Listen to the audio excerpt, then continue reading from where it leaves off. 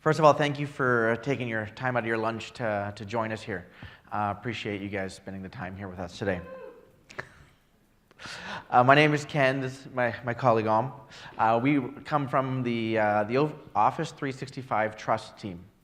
So our team is basically designed to essentially provide transparency and view into what we do to many of our contractual and regulatory obligations that ultimately help you guys deal with your issues around security and compliance and ultimately gain a level of trust with Office 365 with you or your customers' data.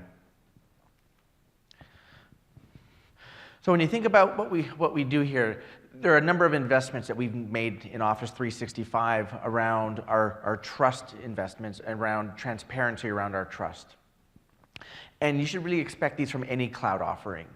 So while we're going to really be talking about O365 here, a lot of what we talk about here applies to Azure. It applies to Dynamics CRM in the cloud. So this is a very common narrative that you should be seeing across all of our enterprise cloud properties. So if you think about how you want to start with your principles, you got to think about what we're trying to protect here. You want principles that are worthy of the data that's actually being stored in the cloud service. You've trusted us with your data. You want us to compute over it. You want us to provide inferences and things on top of that data to give it back to you in a value state. So we need to respect that data and how we handle it. So when you think about sort of the pillars of a trust narrative, it first starts with security, right? How do we secure the system? How is the infrastructure providing an environment to where your data can be handled properly, safely, and securely, both from internal and external forces? Then you want to think about privacy and control. Who sees the data? What are the controls on top of that data? And even what are the privacy controls that you as a tenant or a user have on the system?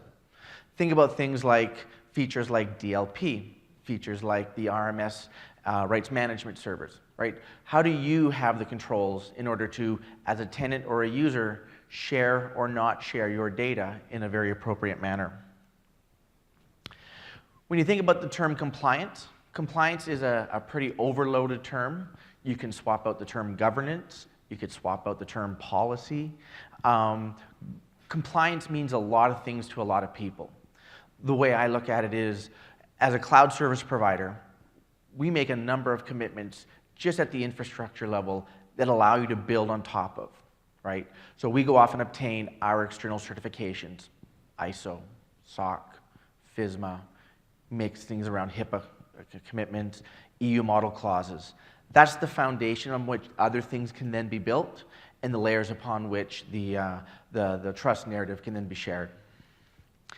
Finally, after we do all this, we just need to be transparent about it, right? Not a day goes by that a customer doesn't ask somebody, where's my data? How do you handle my data? Where does the data go in this scenario?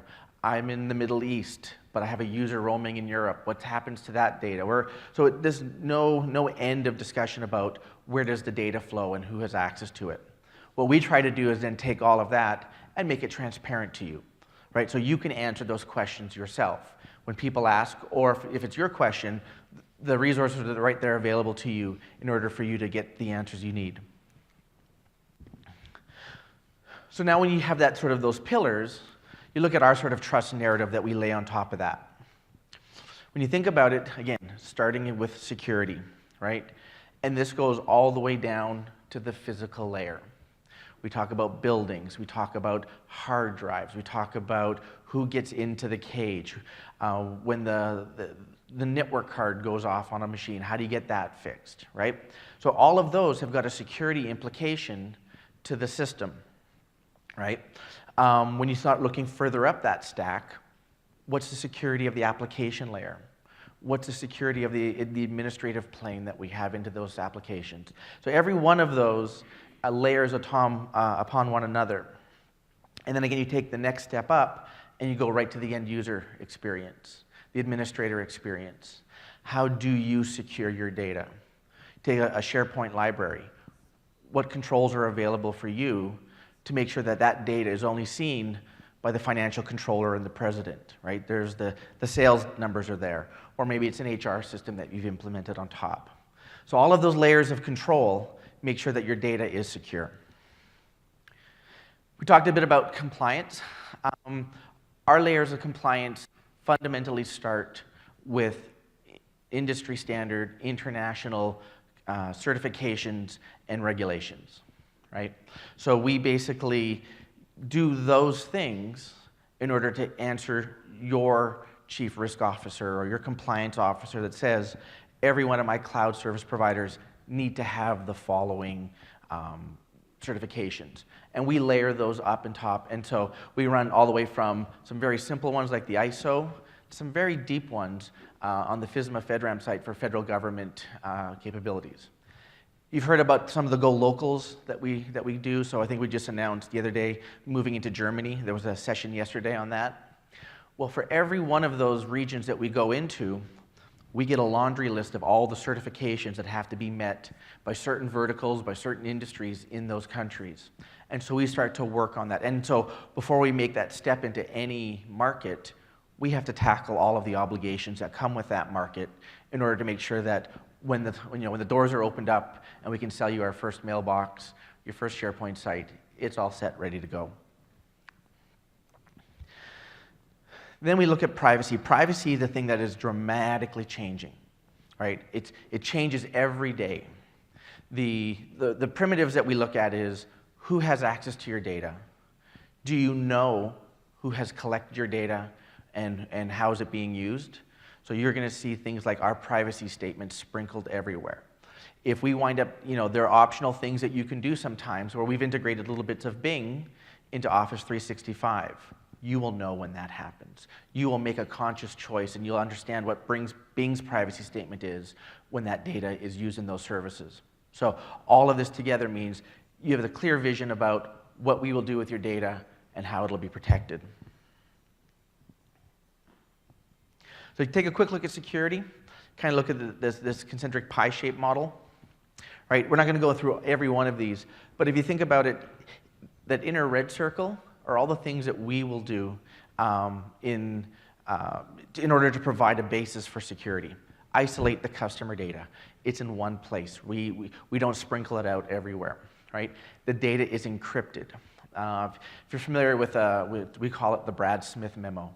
About a year and a half ago, Brad Smith made a very pronounced announcement saying all of your customer data is going to be encrypted at rest, in transit, and in processing. So those type of commitments where the data is being fully encrypted. You wind up with a full monitoring system. Everything about our operations model is monitored 24 hours a day. Intrusion detection, malicious behavior detection, all of those things that you layer on top of that help you find something that just doesn't look right. It might be okay, but we want to make sure that it's not it's just an anomaly and not some malicious activity happening. So you look at all of that, and that next sort of darker circle, these are some of the things that you can do yourself. Right? This is where we begin to look at what the customer is able to do. Right? You have your own compliance obligations. If you're a doctor, if you're a dentist, there are things that you are required to do all for yourself for your own obligations to report out. We're here to help you support that with the underlying feature set. You have hygiene activities, your anti-spam, your anti-malware activities that are all part of the service.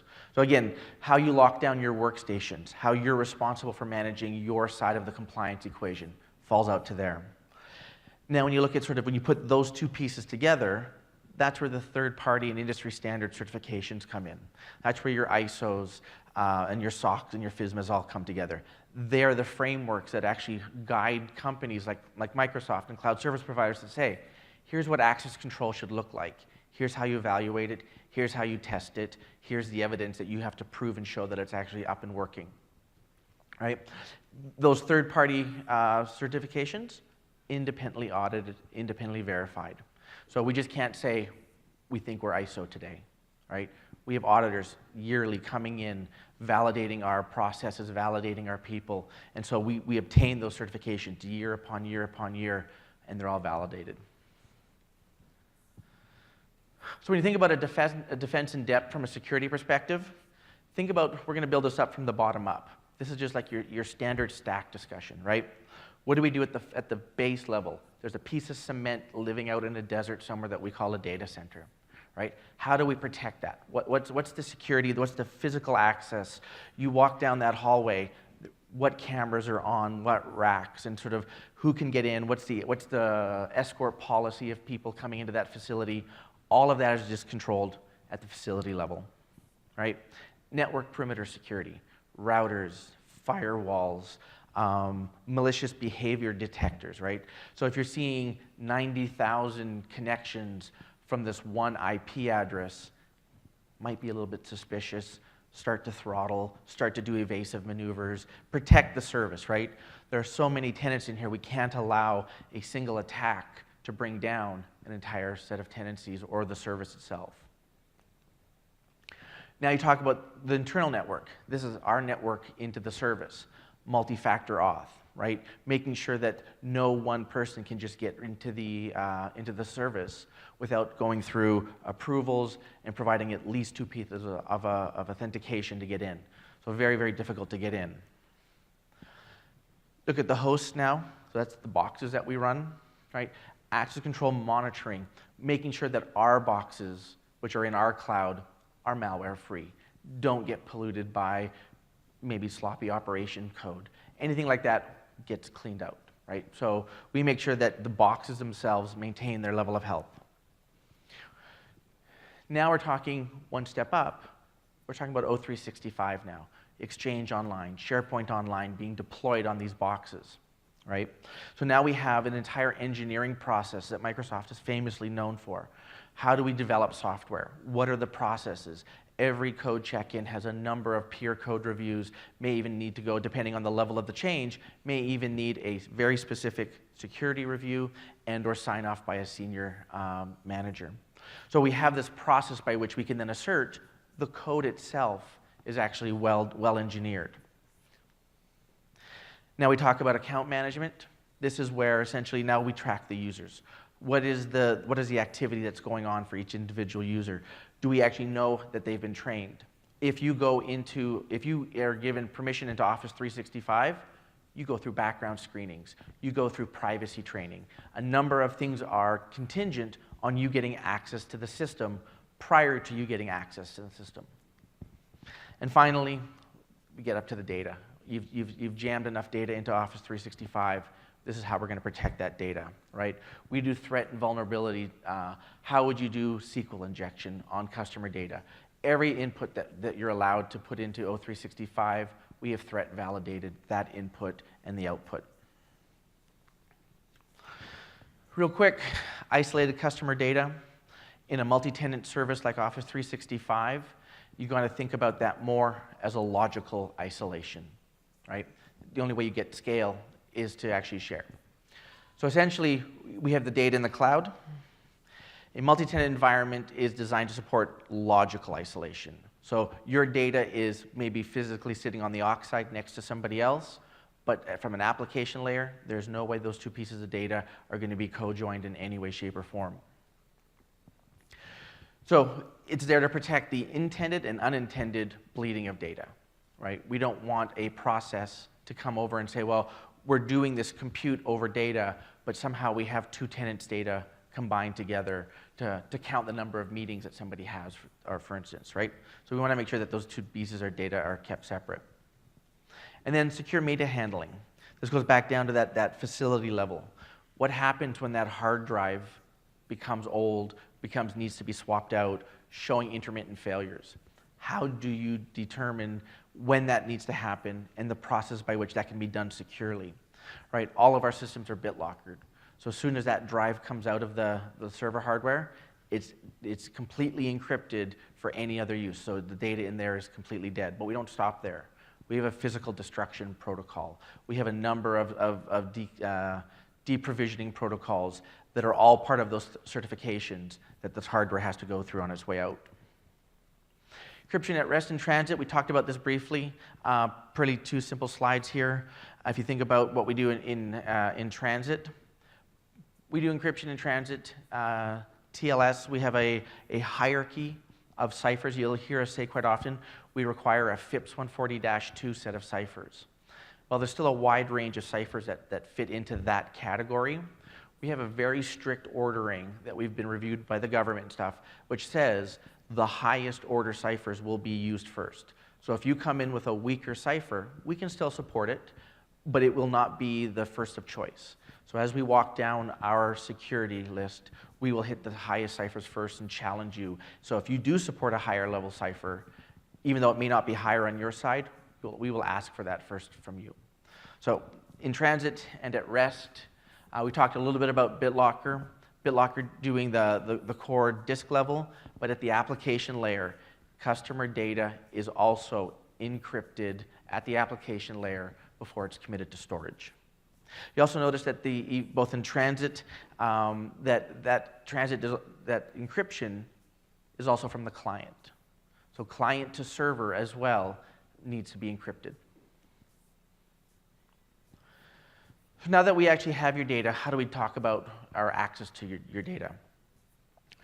What we have is this thing called Lockbox. Nobody has standing kinetic access to the production environment. You have potential access because you've gone through background screenings, you've gone through trainings, and that gives you just the ability to ask for permission to go in. We have multiple clouds, right? We have a government cloud, we have O365 public, we open up the ones in Germany. So each of those could potentially have their own unique requirements. So as those requirements are absorbed, that predicates your access into that environment. If you're going to access anything to do with customer data, you go through our Lockbox. The Lockbox essentially is something that grants you temporary access into the environment. The environment then says, you'd like to make a request to go into the data center, logically. Your manager approves, and potentially your manager's manager may have to approve as well. There's an offering called Customer Lockbox, which for an extra add-on, as a customer, you can be inserted into that approval path. So if you make a request for Microsoft to look at or fix your piece of data that might be causing problems, you are part of that approval path for us to handle the data on your behalf. You'll notice that we come in from the Microsoft corporate campus or the network. That again requires encryption, secure access, and multi-factor auth. There. All right. So a couple of models that we have on the security side. First one is we try to prevent breach. And this is all the way we design and develop the system. Right? This is the network routings that we do. This is the data isolations, the network isolations. Every piece of code is threat modeled, code reviewed, and there's a set of games that go on to validate that we've done the best we can from a code and infrastructure perspective. Then we assume breach. We just assume that there is someone in the network. We assume that there's someone out there. So we are constantly looking. In fact, some of those people are our own people. We have a red team, blue team. People familiar with red team, blue team semantics? We have internal people. We have attackers and defenders. They represent essentially a malicious person in the company who has access to the resources of the company, and then they try to break in. They wind up telling, hey, there's a guy out there with a password sitting in a text file somewhere. There's a guy out here doing this one. So we attack ourselves internally, and then we defend because our reaction isn't evaluated. How long did it take us to find them? What did it take to get that person out of the environment? So we play these continual set of war games against the service itself internally. So if you think about what the assume breach does, it validates our attack vectors, our penetration ability. It looks at our response times, and we're measured each and every day against our ability to react. It also measures some of our isolation techniques. So if you think about an attack, one of the things that typically happens is you break into the weakest point, and then you try to pivot. Once I'm here, can I get there? And once I'm there, can I get there? So we put in multiple layers and layers of defense and depth that prevent that from pivoting. So for instance, if somebody were to get into Exchange, they shouldn't get into SharePoint. Or if they get into this server in Exchange, they're locked onto that server. They don't have the ability to pivot off of it. It's all about a containment model to minimize any type of attack activity.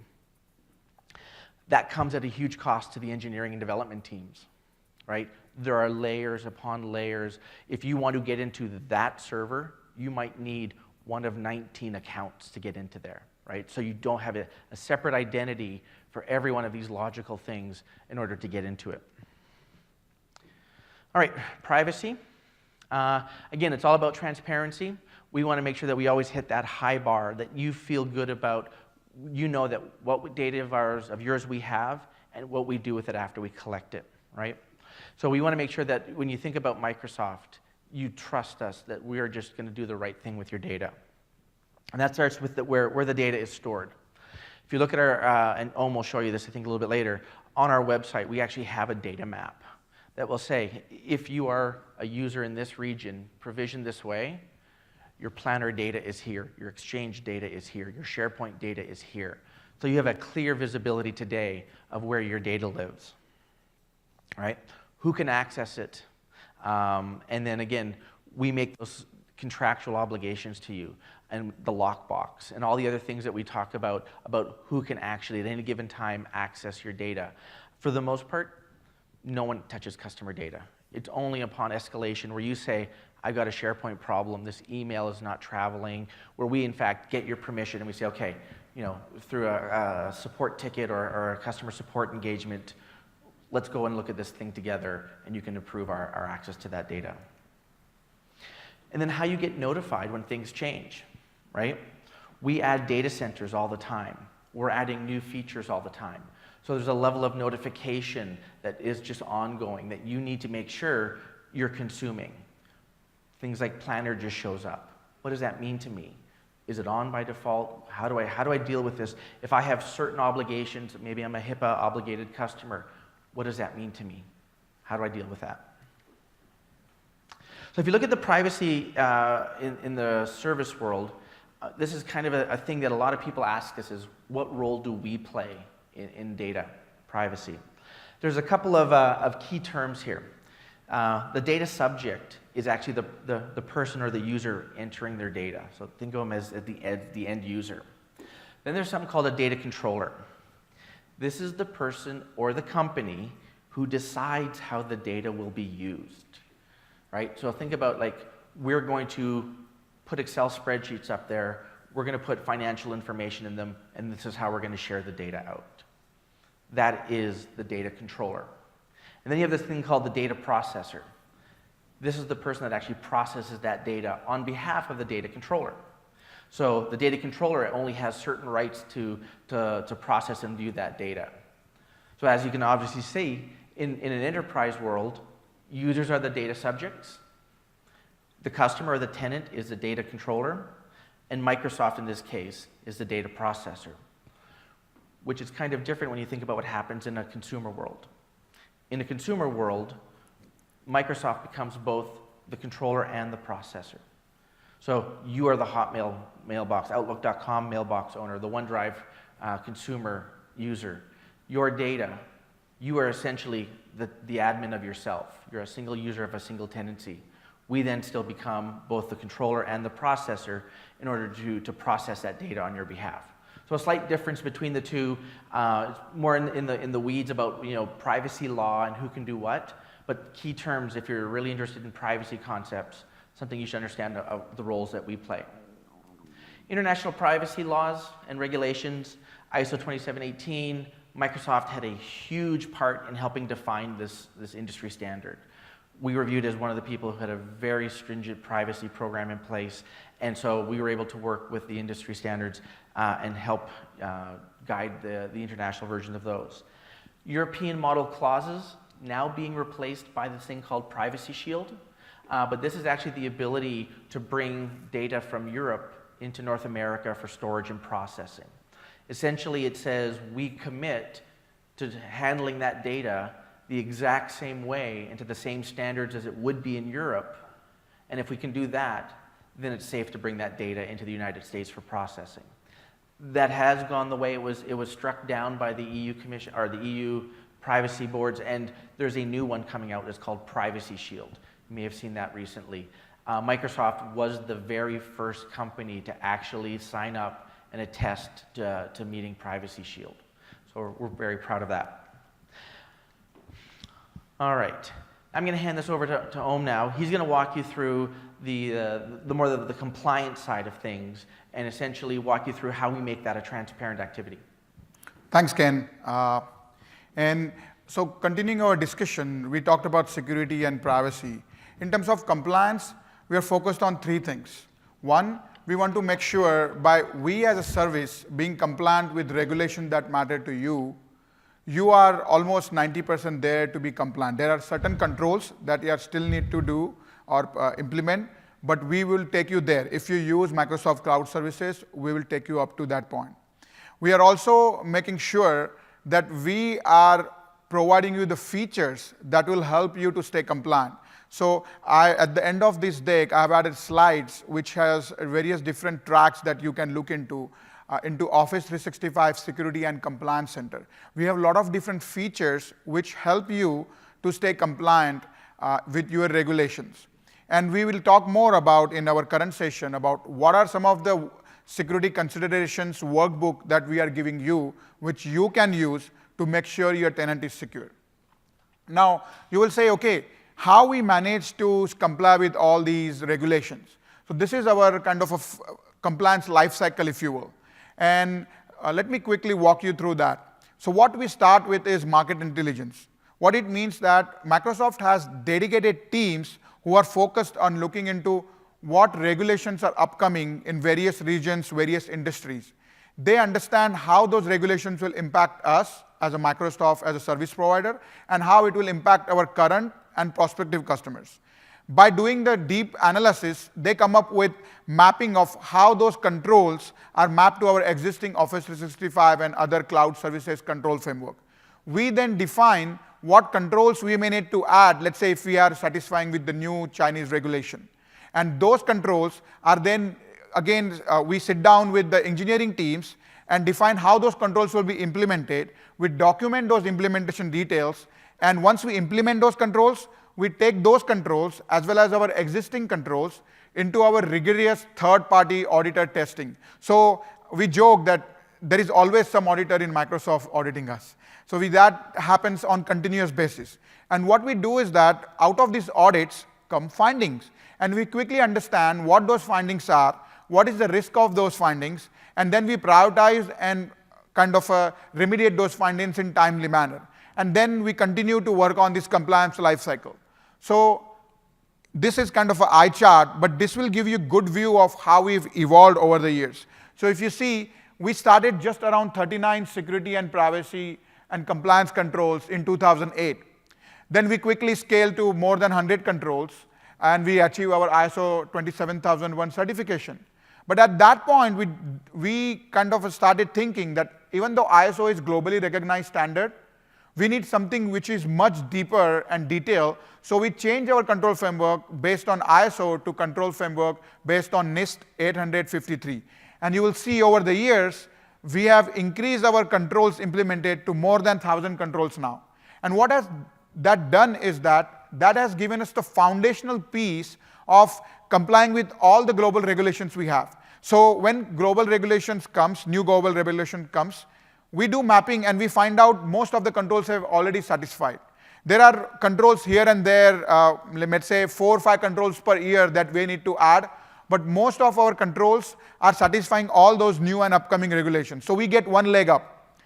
And then based on all this work, we have achieved this foundational compliance piece where these are the most recognized control frameworks that we have attested to, like FedRAMP, ISO 27001, ISO 27018. But we don't stop there.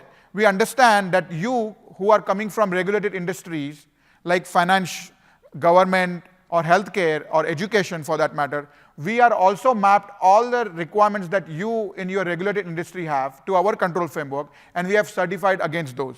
And then last but not least, we also understand that you come from different regions and different countries, and each of those have their own regulatory requirements. So we have mapped those regulatory requirements into our control framework so that we are complying with those as well.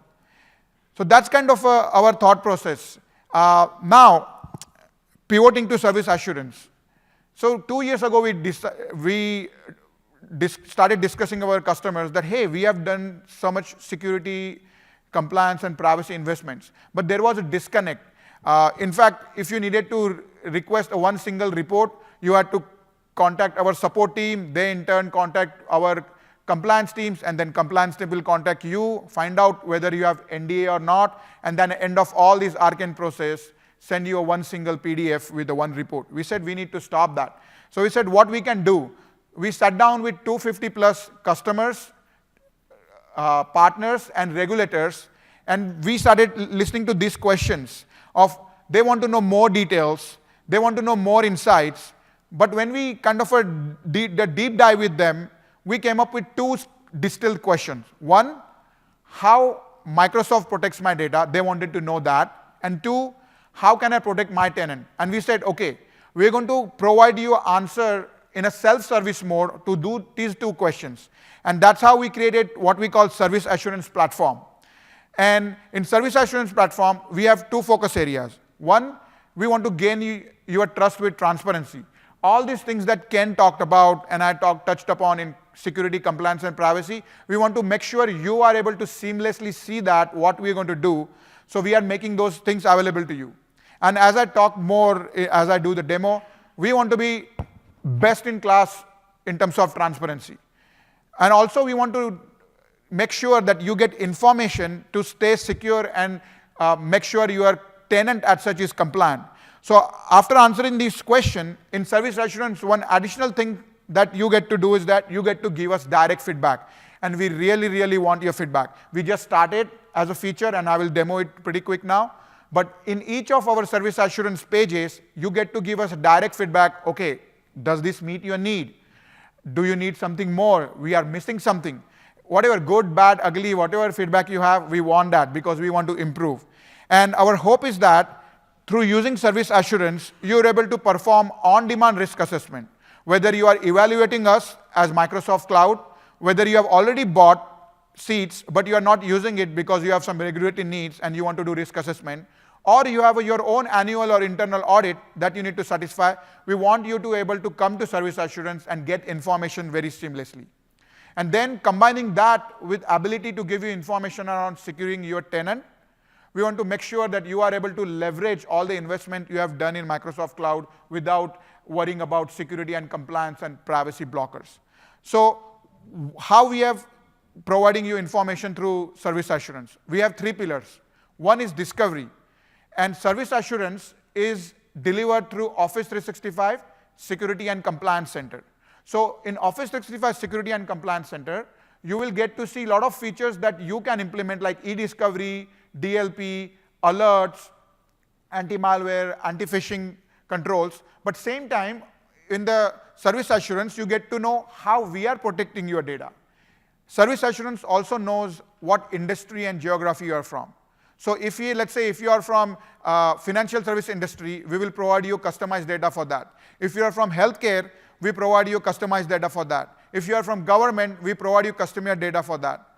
And then most importantly, even though you are, let's say, Office 365 customer, we understand that Office 365 is on a cloud stack that Microsoft has, which is Azure, Dynamics CRM, and our data center layer. All those reports, you can get it from service assurance. You no longer have to go to 3 different places to get anything that you need around Microsoft Cloud.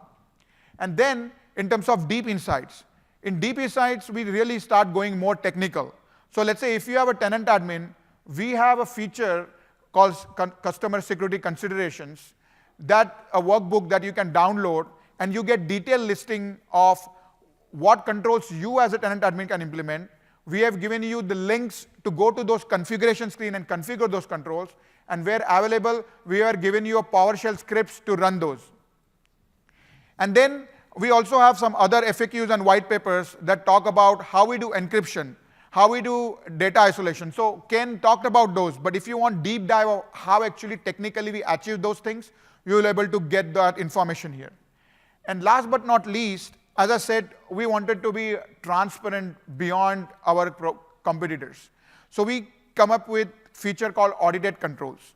In this feature, not only we tell you what controls we have implemented, but we tell you how we implemented those controls and how our third-party auditors have tested those controls. So for example, let's say if you want to dig into ISO 27001 standard, you get to see what controls we have implemented under the ISO 27001, what each control area has in terms of number of controls, and for each of that control, you get to see how we implemented it and how we tested it, who tested it, when it was tested, and whether it is passed or failed.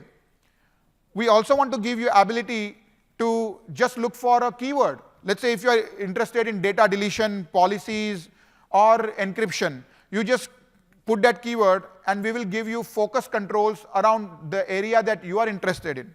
You can quickly look into those controls.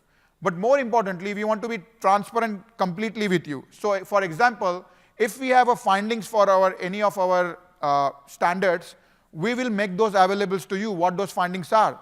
So you can quickly go and understand what just findings are, and for each of the findings, along with implementation details and testing plan, we'll also tell you our management response. And we will tell you 3 things in that management response. 1, what was the risk of that finding? So you understand, okay, it is a minor finding or it is a major finding. 2, we will tell you what were some of the compensating controls that mitigate that finding. And 3, we'll tell you what we are doing about it, whether we have mitigated it, whether we have remediated it, or what we are going to do it and when we are going to do it. So as you see, we want to be completely transparent to make sure you get information that you need. So in summary, we wanted to make sure that service assurance gives you ability to do on-demand risk assessment. It gives you ability to understand what controls Microsoft has implemented around your cloud services. It gives you ability to understand how you can secure and compliant in your tenancy. And it is your one-stop shop to get the information that you need. Now I will go into quickly the demos, if you will.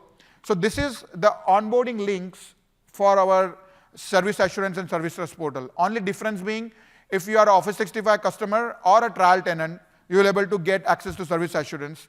Same information is available in service trust portal for customers who are from Azure or Dynamics CRM. So let's see how it looks like. I have already logged in here. So let me bring it here. So this is what the Office 365 Security and Compliance Center looks like. And one of the features is service assurance. And I probably have to log in again real quick. Okay, I'm still logged in. So as you see in compliance reports, you get to see various reports across Microsoft Cloud. So these are the various GRC assessment reports from Azure, Intune, Office 365. Then you get to see ISO reports for, again, Azure, Dynamics CRM, MCIO, which is our data center layer, and Office 365 and Yammer at one place. You can download these reports. We have SOC reports over here. And then what we have called trust documents. In trust documents, again, across the Microsoft Cloud stack, you get to know things like how we do data encryption, how we do data resiliency, how we manage privacy in Office 365, how we achieve tenant isolation. And I talked about this customer security consideration preview document. So let me bring that document. So this is the document that you can download. And we have mapped various controls according to various control considerations as well as risk assessments. So let's say if you are worried about access control, you click here and you get detailed controls that you can implement in your tenant, and you get to see how you can go and configure that by directly going to those screens, or wherever possible, we have PowerShell script for you to run so you can quickly implement those controls. Because we understand that compliance and security is joint effort on cloud service provider. We as a cloud service provider have commitments and deliver the controls to make sure our service delivery is secure and compliant, but you as a tenant admins have some controls that are owned by you, and we want to make sure it's easy for you to understand what those are and how you go about it. And then I talked about audited controls, right? So this is audited control in live. You can simply download all of our control set around ISO 27001 and ISO 27018, and just in Excel sheet, and then you can munch that data as you like. But then, as I said, you can go into a particular standard and look into what controls we have implemented. And for each of that controls, you get to see how those were implemented by Microsoft, how it was tested by our third-party auditors, and when they were tested, whether they're passed or not. So we're hoping by providing you this level of transparency, we can earn your trust. So going back to the presentation, 3 things you can do to stay secure and compliant. 1, please log in and onboard to Service Assurance. And again, the links are here. 2, you have teams within your organization, like information security team, risk team, compliance team, that you can give access to in Service Assurance. And our onboarding document talks about how you can do that. Once they get access, if you're a tenant admin, you don't have to worry about providing them the reports. They themselves come and do the self-service and get access to all information. And then I will go back to the Service Assurance. Each of the page have this feedback loop.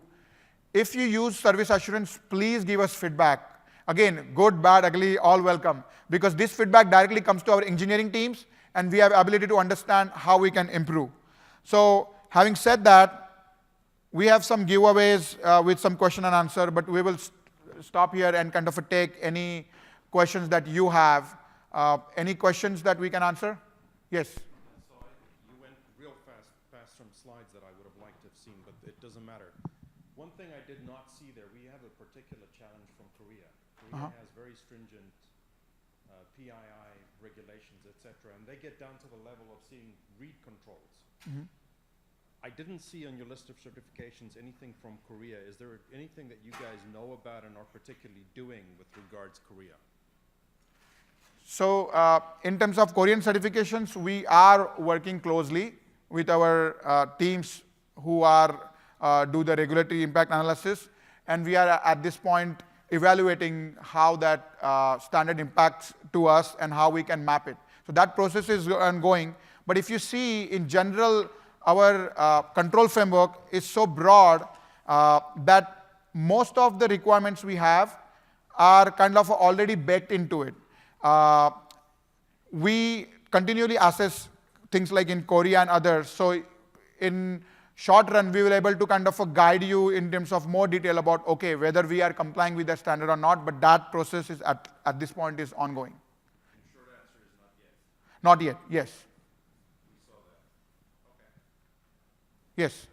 I saw that they had the safe harbor on one of your slides. Yep.